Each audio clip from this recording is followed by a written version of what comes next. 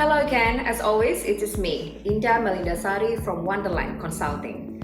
I have over 10 years experience as a migration agent and was once a migrant myself. Please click subscribe to get all the best Australian immigration content and updates.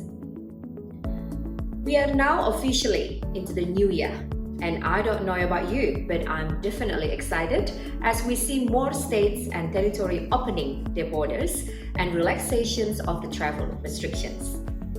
This will definitely be a year with a lot more opportunity than the last, especially in terms of the student visas and working visas, as Australia looks to make a swift economic recovery from the pandemic. More and more we will see new opportunities and reopening of work visa programs and better incentives for students to return. On that point, I would like to give a mention to our sister company Education One Australia. They handle all aspects of international study in Australia, from finding your right course and institution to assisting you in any issues that may come up, such as COEs and student visas cancellations or refusals, and helping you plan your post-study career and visa pathway. With us at Wonderland Consulting as their in-house migration agent, we provide our expertise, knowledge, and experience to handle any visa matters involved in your studies, just as we do for all our valued clients. Education One has all your international study needs covered, so if you or a family member is interested in studying in Australia or needs assistance, reach out to this wonderful team. You can find a link to their contact information and website in the description. Now, let's get started with the latest immigration news for February 2022. Part 1. Update on borders and travel restrictions. Novak's visa cancellation saga and health exemptions. Entering Australia in 2022, digital passenger declaration to replace incoming passenger card. Part 2. Changes to business and work visas. New South Wales opens the state nomination for 190 visa and 491 visa. Part 3. Other immigration and visa news. Australian government lift the limitation of working hours for student visa holders. Student visa and working holiday visa holders will get their visa fee refunded. Bridging visa B holders are left with no certainty during travel restriction. Alright, let's start with part 1. Update on borders and travel restrictions. Most visa cancellations cases pass by without a word in the public space. However, this month, a visa cancellation dominated world headlines. That's because this particular visa cancellation happened to be the world's #1 ranked tennis player, Novak Djokovic.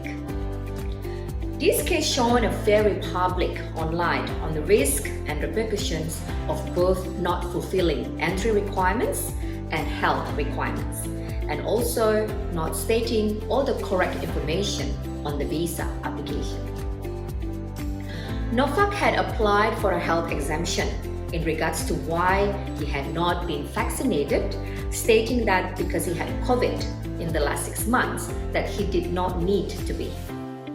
Although this was initially granted on behalf of the Victorian government, but this evidence was deemed insufficient by the department, and after appealing first successfully and then unsuccessfully in different stages of the appeals process, Novak was deported and faces a possible 3-year ban from entering the country. It is possible to get a health exemption if you have not been vaccinated, but in the guidelines, this will be generally because of allergies or possible conditions that will interact negatively with the vaccine. This highlights a great point we tell our clients over and over again. Don't leave everything to the last minute, as unexpected obstacles and objections may arise that need to be dealt with. The situation also answers definitely that having contract COVID in the recent past and natural immunity from having COVID are not a sufficient reason for the health exemption. On the subject of documents you will need for your arrival, on 25th of January 2022, the Australian government released a new regulation about entering Australia with a digital passenger declaration or DPD.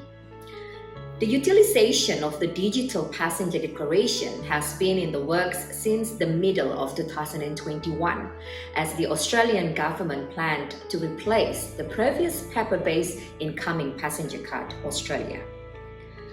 This new change will be a step towards no longer having to use paper-based incoming passenger card.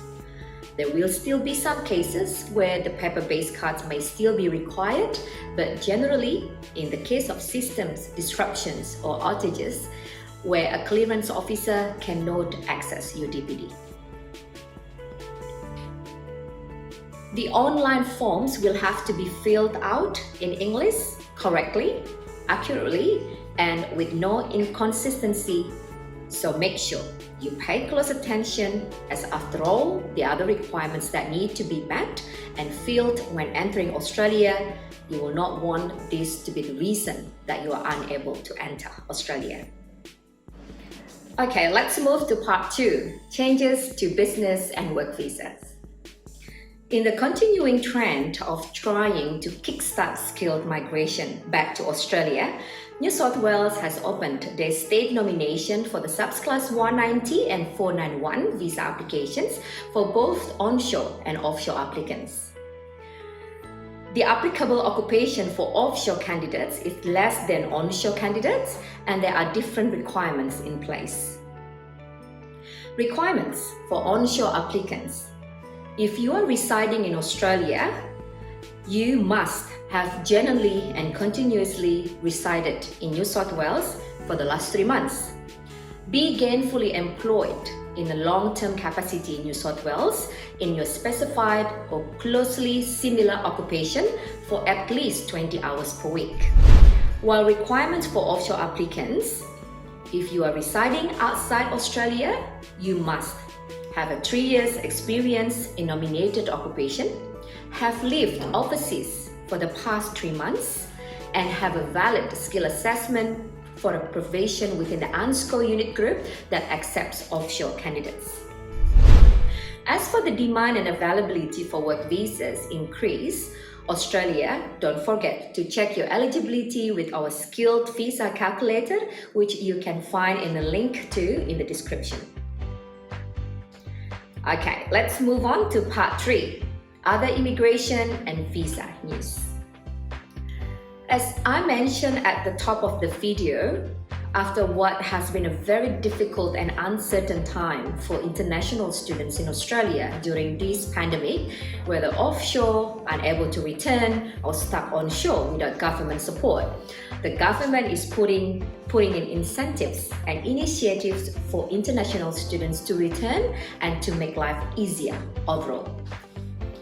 The first of these announcements was that the student working hours cap of 40 hours bi-weekly was scrapped for now unlimited hours. The Australian government had previously put a temporary relaxation of working hours for students visa subclass 500 holders to work more than 40 hours a fortnight in specific sectors, but now this relaxation applies to any work and sector. Hopefully this can be a win-win situation with employers able to access desperately needed workforce, and also for students to have more of an opportunity to support themselves and their studies. Many international students are probably welcoming this news. However, you can't lose sight of the fact that the main purpose of your visa is to study, and therefore you must keep up your academic requirements with your institution to maintain your visa status.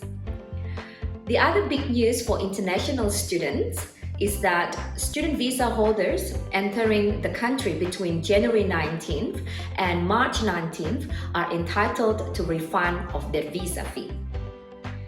At the moment, this visa is around $630. As such, the government has set aside millions of dollars for this program. That is not all, however. Dependents of eligible visa holders will also be entitled to a refund. This regulation is applicable for the following student visa Australia for the following subclasses. Student visa, the subclass 500, the student temporary visa, the subclass 560, student school sectors, subclass 571, vocational student, higher education, postgraduate research sector, and non-award sector visa. This refund will also be available to working holiday visa holders, which will be a very popular decision. The visa fee for the Working Holiday Maker Program visa is around 495 Australian dollars. The visa fee is refundable for those Working Holiday Visa Australia holders who arrived in Australia between 19 January and 19 April 2022. It is good to see the government providing incentives and benefits for student visa holders and working holiday makers. These two very popular visa categories that face many challenges and hardships during the course of the pandemic. However, there is one group of visa holders that are now trying to make their voices heard and feel hard done by the department's policies. They being Bridging Visa B or BVB holders.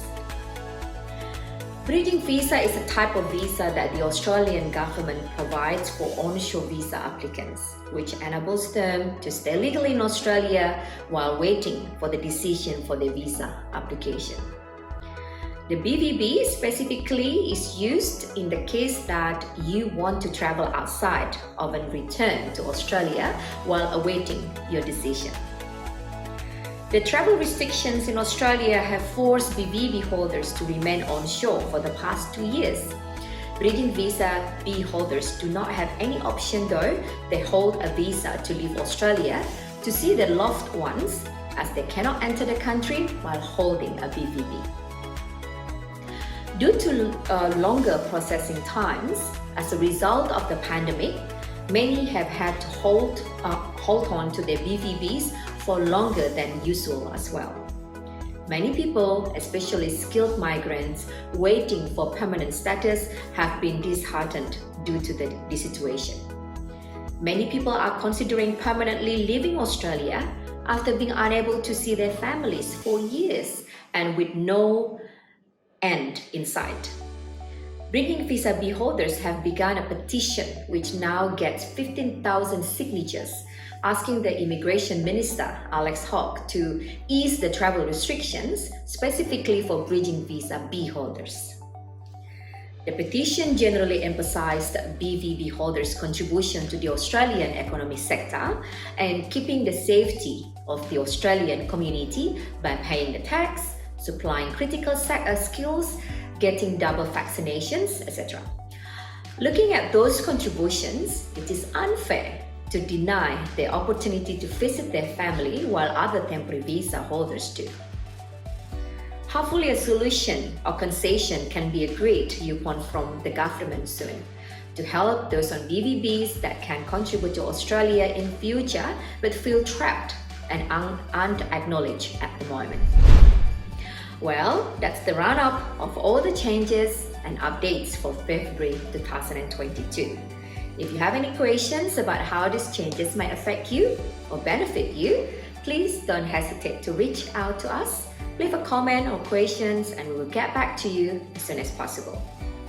You can find our contact details in the description and in the comments, so feel free to send an email or call with an inquiry, and our advisors will be there for all your visa needs. Wonderland Consulting is here to help you. As always, thank you for watching.